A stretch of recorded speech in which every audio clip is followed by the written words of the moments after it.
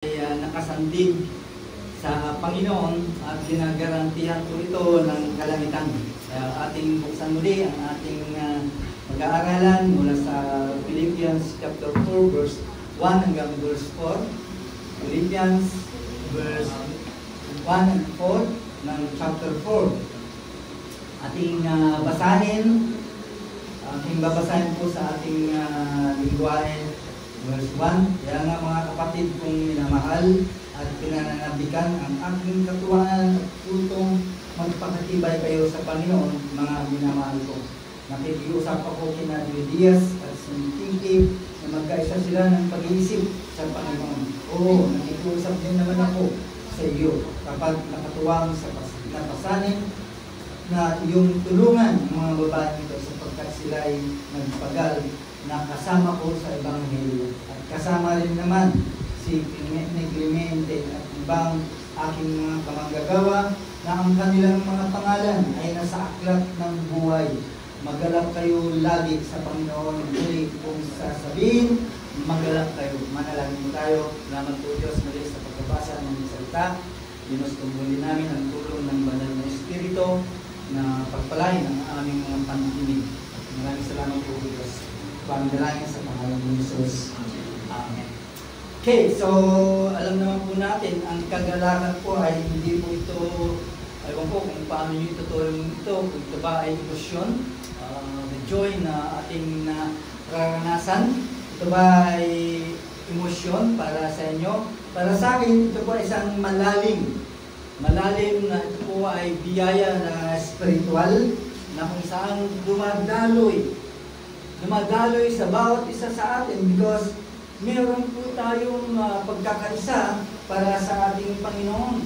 At yan po ang kailangan po natin sapagkat sa ating kinalalagyan, narito ang sanlibutan na punong-puno ng anxiety, punong-puno ng kaguluhan, punong-puno ng division, punong-puno ng kalungkutan.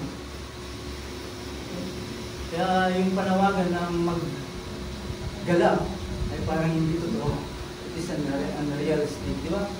Magsaya kayo while ang mundo natin ganito po ang nangyayari. Pero tandaan po natin, nung sinulat po ni Paul po ito, ay nasa kulungan po siya.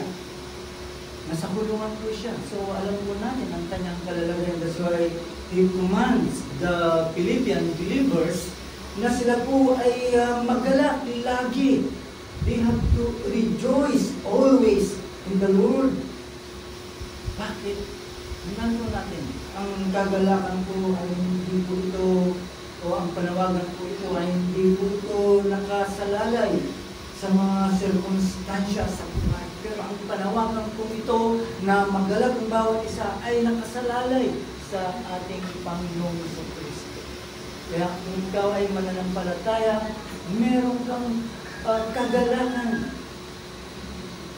Meron kang kagalakan sa kabila ng mga sirkunstansya sa buhay. Itong verse na binasa po natin ay naka-outline kung paano ang isang mananampalataya o magiging mananampalataya na sila ay maggalak sa pangalan ng ating Panginoon. Ano man ang kinilalagyan mo ngayon ay mayroon kang karapatan na magalak kapag ikaw ay isang mananampalataya. Ating tingnan kung ano po ang yung tatlong rason na sinasabi po dito na kung saan ito ay nilatag ni Paul. In verse 3, nandun po doon kung bakit, ano ang kadahilanan, bakit kailangan ikaw ay matuwa, magalak.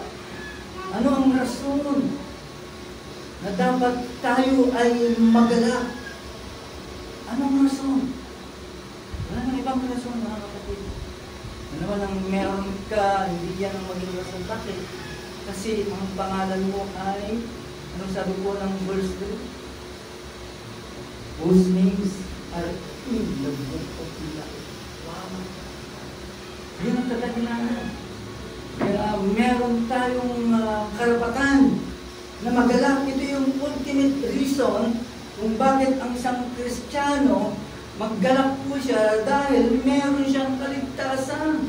Why? Because sinisigurado ng Biblia na ang ating mga pangalan ay nakasulat sa langit. Do you believe that? Of course, nananampalataya po tayo. That's why we are here. Para yung pananampalataya niyan ay lalo pang madiligan at paniwalaan sa natin kung ano pa mga sinasabi ng banal na kasulatan. Ayan po yung ating pananampalataya.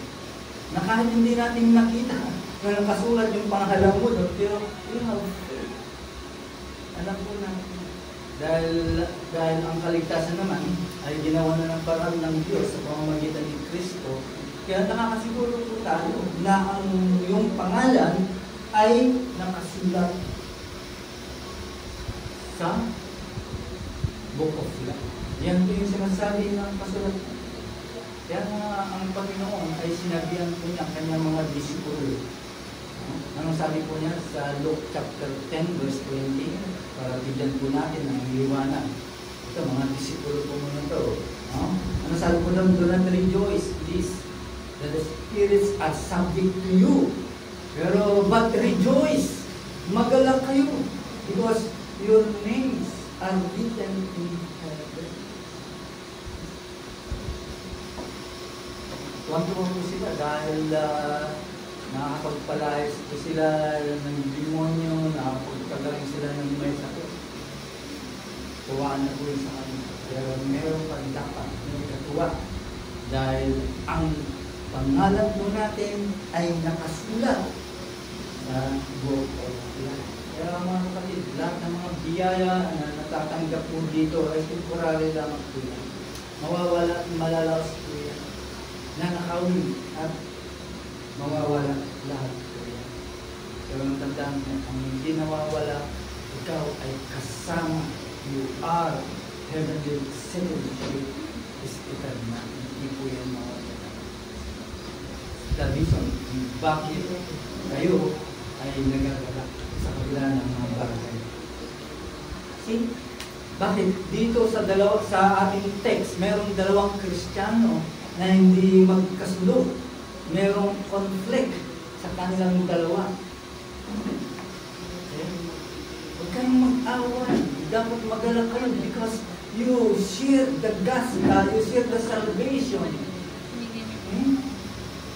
Kaya dapat magalak kayong dalawa because your salvation.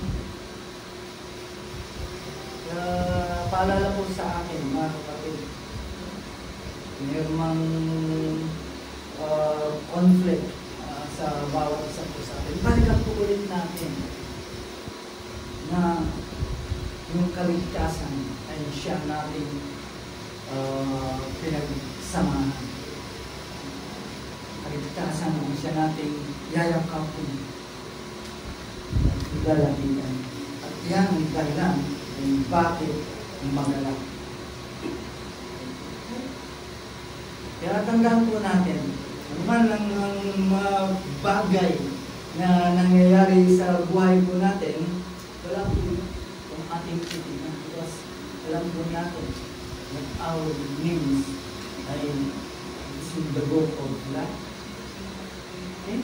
Na tayo dapat magalak ka because you know, we all know na ginarantihan po ito. Ipinapakita ng kasulatan sa ginawa ni Kristo. Yan po yung ground. Yan po yung God.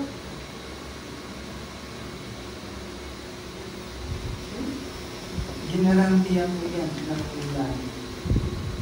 Kaya in verse 4, makikita po natin yung likas ng kagalakan ng isang Kristiyano. Ano sabi po ng verse 4? Rejoice in the Lord. Tandaan po natin, yung biblical rejoicing, hindi ito superficial happiness, no? Yung magalak ka na sinasabi ng Biblia, hindi ito superficial happiness. Kundi ito ay, it is a Christ-centered joy. Magkakaiba po kasi ito yun. Gagalak po tayo because alam po natin na lahat ng gusto po natin, hindi dyan, ibinibigay, all is well, malusog ang mga mahal po natin sa buhay. Okay? Sapat yun para magalak. Pero meron pang mas mabigat na kagalakan na dinudulot na kung saan ay nakasentro para sa ating Panginoon. Hindi ba napapansin bilang isang Kristiyano na kahit sandamakmak ang ating mga kabigatan, pero deep inside ay merong nakatago na kagalakan sa puso mo. At yan ang laging sinasabi sa iyo, di bale. No? Sasabihin, di bale. Alam ko na ang mga kabigatan ito ay temporary lamang, maaaring ito na yung kinamatay ko. But still, there is higher or deeper na aking makakakita. Yan ang sumasagi lagi sa isip po natin because alam po natin na ang kagalakan po yan ay hindi po yan mawawala because nakasentro sa ating Panginoon until you are believing Christ. Yan po yan ang magiging buwan po. That's why, mga kapatid, may panawagan, we are called to rejoice. Okay? Huwag kang magmumukok dyan. Nananawagan ang Biblia, nananawagan si Paul sa mga mananampalataya na dapat magalak. Okay, so ano ibig sabihin? Magalak ako in any circumstances.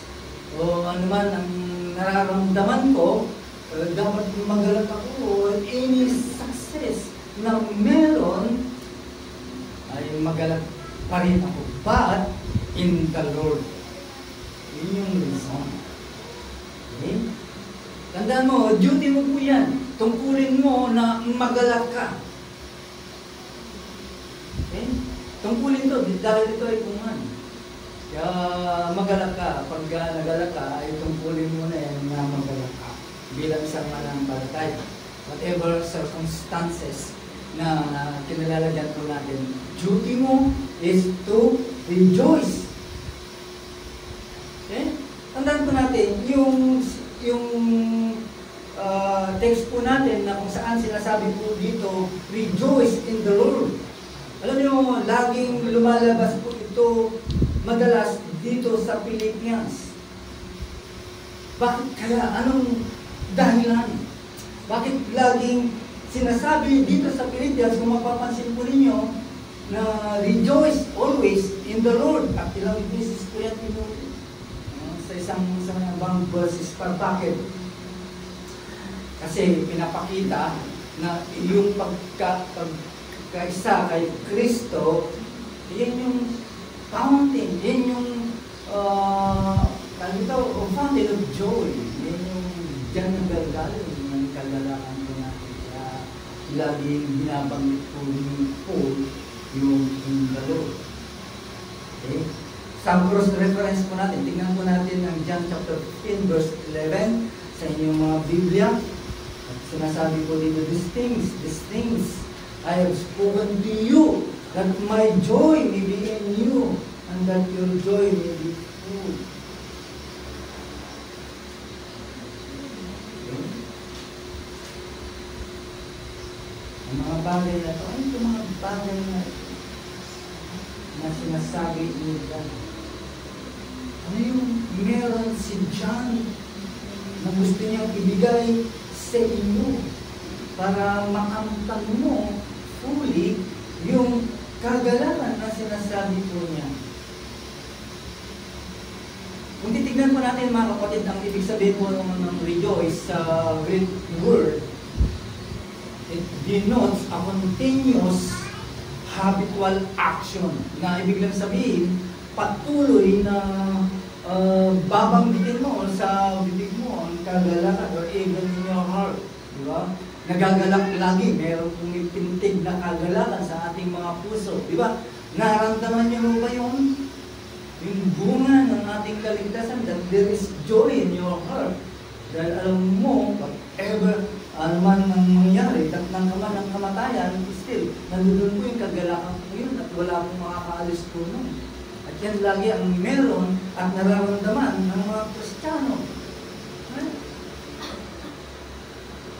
Na ibig lang sabihin, yung habitual action, it is a lifestyle lifestyle po ng isang Kristiyano ang magalak. Why?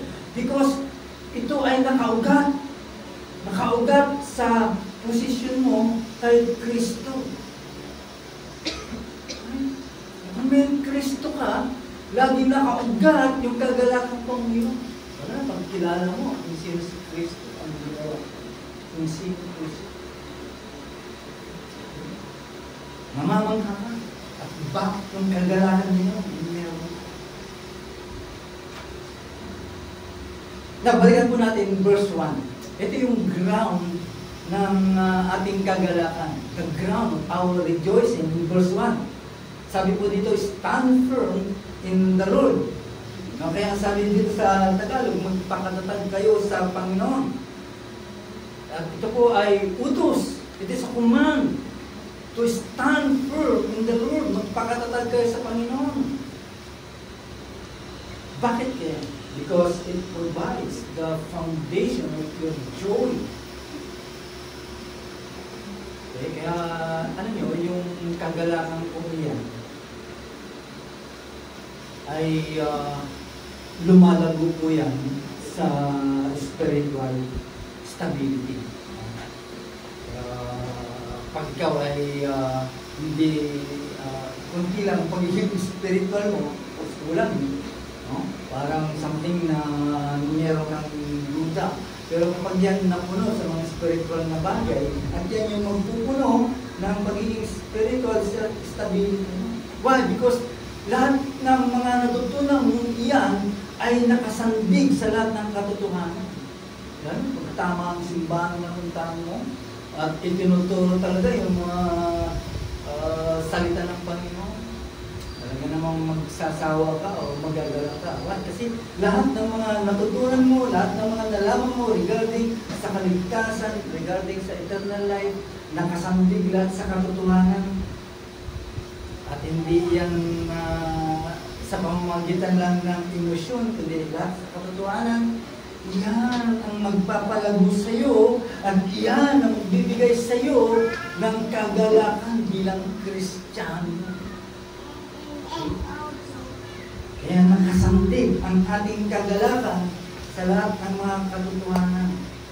Kaya nga sinabi ni Paul sa atin sa mga Philippians believer, kayo ang aking kagalakan. You are my joy and my crown. Okay? Why? Dahil nakita ni Paul yung bunga ng gospel fruit and fellowship sa kanya. Nakita niya yung gospel fruit sa buhay ng mga mananampalataya. At yan ang nakikita din ng mga mahal po natin sa buhay. Di ba? Napapansin po nila po. Kaya magpakatatag lang tayo, soon or later, ay makakasama mo sila dito. At makakasama po natin mo sila. Okay? Cross reference from Psalms 16 verse 11. Okay? Basahin po natin. Sinasabi po dito, in your presence is fullness of joy, at your right hand are pleasures forever.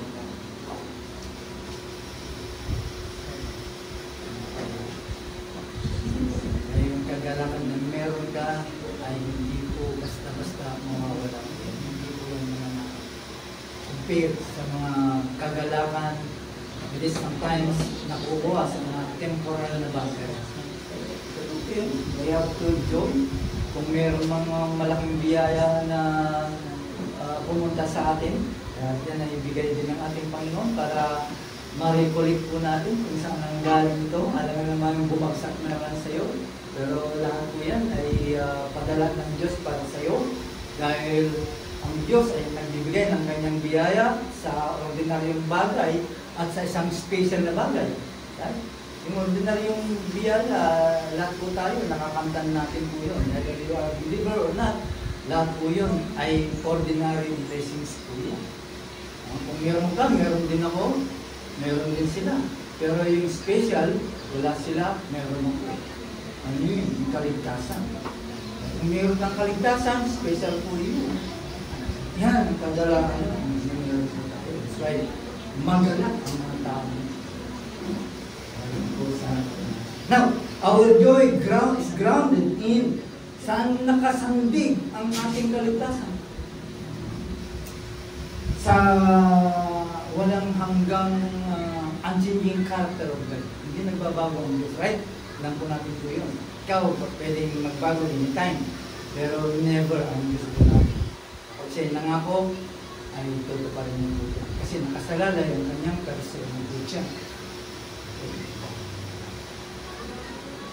So, grounded po ang ating joy doon sa walang pagbabago na karakter po ng Diyos. Saan pa? Saan nakasandig? Saan nakaugat ang ating kagalakan? Sa tinapos na trabaho ni Kristo, the finished work of Christ. Ano ba yung tinapos ni Kristo? Na wala ka nang dapat iambag pa. Ay, kung meron man kayong ginagawa para mapunan ang ginawa ni Kristo, ikaw na lang. No? Dapat ikaw na lang ipinako kasi hindi ka sapat, hindi ka naniniwala sa ginawa ni Kristo, right? Kaya dito nakasalalay ang ating kagalakan because si Kristo ay tinapos niya lahat. Ano gagawin na lang natin? Tinapos na ito, hindi paniwalaan. Sampalatayanan mo. Ha? Sampalatayanan mo si Kristo. Dahil, alam naman po natin, kilala mo si Kristo at sumasang-ayon ka sa kanyang ginawa. After that, sinasampalatayanan mo. At yan, ang tamang pananampalataya ng kaligtasan. Okay? Pangatlo, na kung saan nakaugat ang ating kagalakan, yung indwelling of the Holy Spirit. Tandaan natin mga kapatid, bawat mananampalataya, meron siya ng Espiritu ng pinananamas.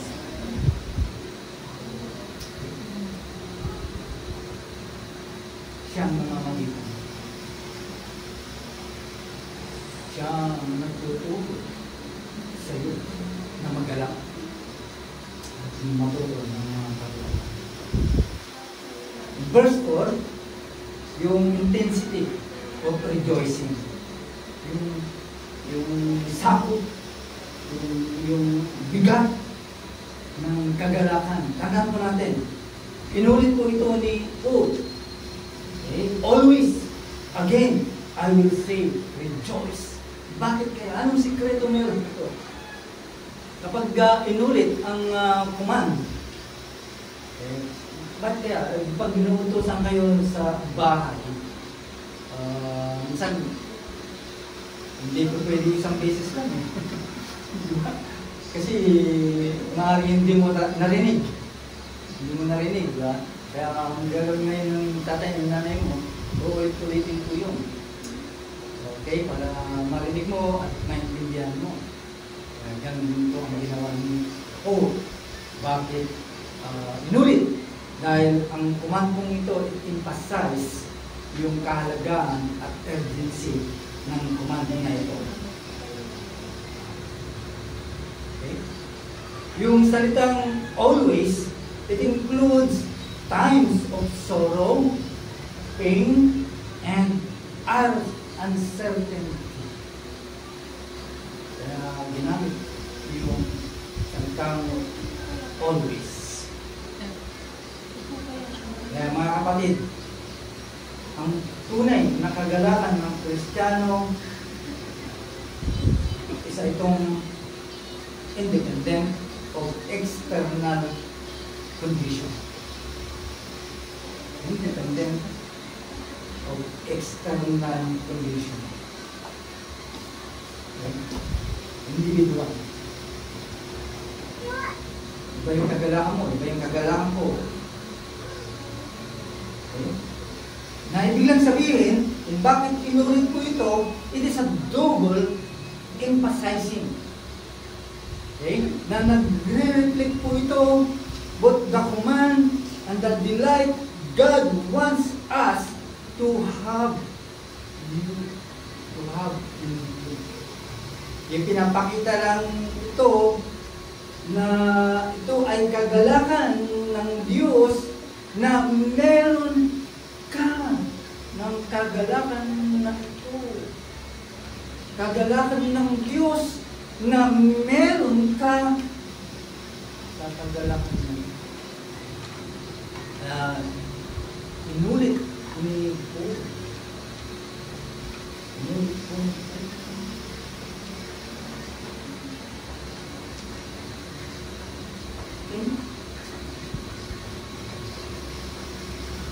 Another cross reference ay nasa Habakuk, nasa Old Testament, chapter 3, verse 17 to 18. Sinasabi po dito, though the fig tree should not blossom, yet I will rejoice in the Lord. Okay, nakita natin. Kasi yung fig tree, yung inaasahan nila para sa kanilang mga ikabubuhay. So it means, kahit wala akong trabaho, or meron man, or anything na meron akong pagkukulang, but still, I will rejoice in the Lord. Bakit kaya? Bakit kaya natin kaya sabihin ito? Kahit wala, ay kaya po natin ipagsigawan. Mga kapatid, joy in the Lord is not optional. Hindi ito option na magagalak ako ngayon dahil pinagpala ako ng Panginoon, binayaan ako ng Panginoon, binayaan ako ng mga sabihan, sinagot ang aking mga panalangin. Ito ay essential. Mahalaga po ito. Hindi ito optional. Bakit? Dahil ito ay command. Hindi lamang po ito command, kundi privilege po ito command. Bakit? Dahil ito ay nakaugat sa kaligtasan na meron ka. Bakit? Dahil ito ay nakasentro kay Kristo. Bakit? Ito ay pinapalakas ng iyong pananampalataya. Kompleto. While Paul, nasa kulungan po siya during that time, pero sumisigaw,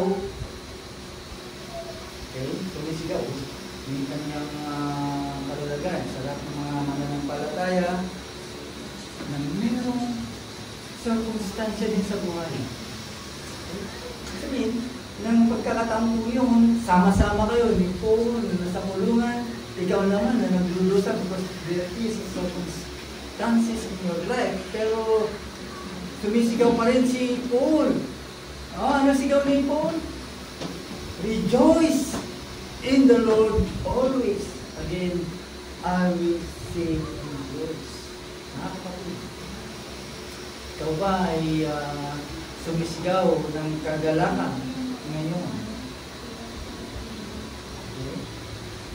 Mga kaibigan, ikaw ba ay sumisigaw ng kagalakan ngayon? Yes, of course. Dahil nandito ka, lahat ng tao, alam mo, wala pa nga alas 9, tao nakapila na sa SM. Halos front at back, punong-puno ang tao na naghihintay para magbukas ang SM. Pero nandito ka, sa kaperasong lugar kung saan dito na matatagpuan ang kapayapaan. Kaya magalak ka. Okay? Always rejoice. Dahil yung pang-apak mo ay dinala dito ng Panginoon.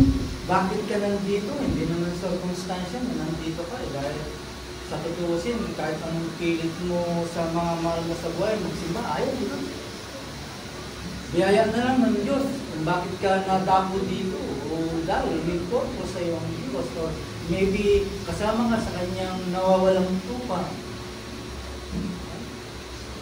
Kaya hindi po aksidente na nandito sa biyaya ng Diyos at for a lifetime ay nakaapak ka dito sa simbahan ng San pinapangarap ng Diyos. Kaya ang hamon ko, ikaw ba ay natuwa, nagalak dahil nandito ka? Kung hindi, mga kapatid, kung wala kang kagalakan, look back Okay? Bumalik ka, tingnan mo ulit yung cross. Back to the cross. Okay? Kung hindi ka nagagalap, tumingin ka ulit sa cross na kung saan yung pinahagong Panginoon. Dahil sinulat yung pangalan mo na nga sa langit eh. Balik ka mo ulit para magalap po tayo. Of course, we have to renew our joy in the Lord. Di ba? Magalap po tayo. For our practical application, kung meron ka man conflict, okay, sarili mo, kung meron kang conflict or sa kapwa mo Kristiyano, resolve now. Resolve any relational conflict in the Lord. Yan po yung sinasabi ng verse 2 and 3. Right? Si Sinteke sa si Diaz ay meron conflict. Bakit kaya? Dahil kapag may conflict sa bawat isa sa inyo, sagabal po yan ng kagalakan. Dapat meron tayo. Because joy is hindered by unresolved divisions.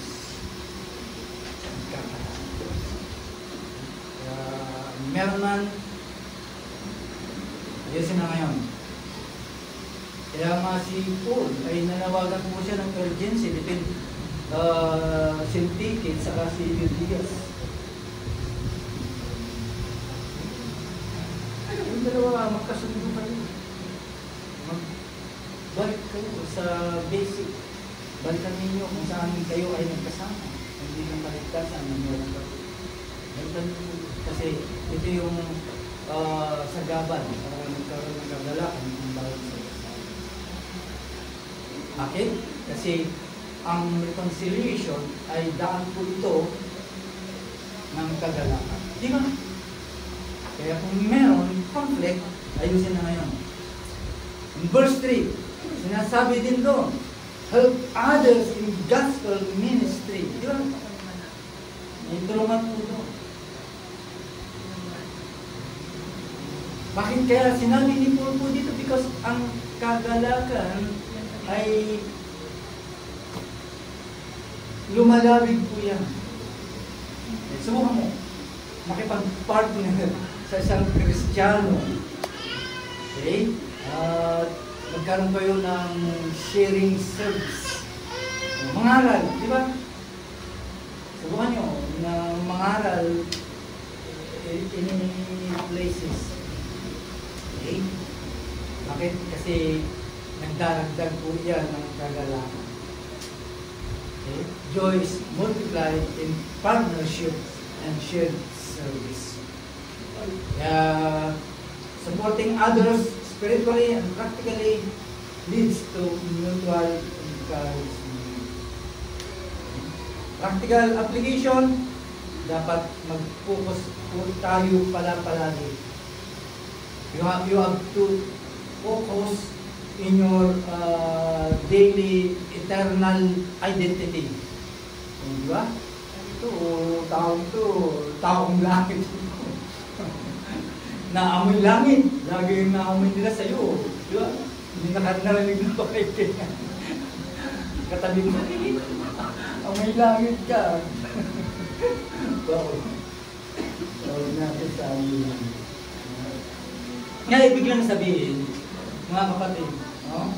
You have to remind, palalaanan mo ang iyong sarili palagi na ang pangalan mo ay nakasulat sa libro ng buhay. Bakit? Kasi ito yung magiging anchor mo, magiging magiging anchor mo ito. Hindi lang sa puso mo, di ba? Pag yan ay nagiging angkla mo, lalo na nilagay mo sa puso mo, at dinikdik mo sa isip mo, kasi kailangan mo ito, mga kapatid, kailangan natin po ito. Lalo na po sa mga discouraging hours. Di ba? Sometimes, ito yung nagbibigay po sa atin, ayoko na, pagod na ako. Pare-pares lang naman eh. Pumunta naman ako sa simbahan, nag-discourage pa rin ako eh. Sa labas sa simbahan, ganun din eh. So, wala na lang po. Bakit? Kasi hindi mo sinaksak sa puputi mo ang katotohanan nito. Nawala ka sa hulog. Nawala mo tayo sa hulog. Kaya, ganapin pa natin. This truth, anchor of life in our heart. Lalo na kapag desperate hours or discouraging seasons. Magmula ngayon, practice rejoicing.